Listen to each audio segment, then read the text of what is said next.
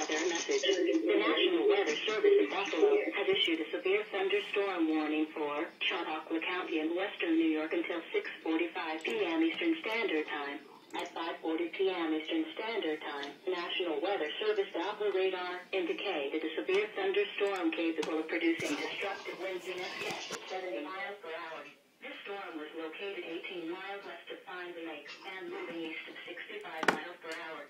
Some locations in the warning include Ridley, Sherman, Westfield, Pine Lake, Mayville. Chautauqua Institute Doppler radar has indicated some weak rotation within this storm. While not immediately likely, a tornado may still develop. If a tornado is spotted, act quickly and move to a place of safety in a sturdy structure, such as a basement or small interior room. This is a dangerous storm. If you are in the path, prepare immediately for damaging winds, destructive hail, and deadly cloud-to-ground lightning. People outside should move to a shelter, preferably inside a strong building, away from windows.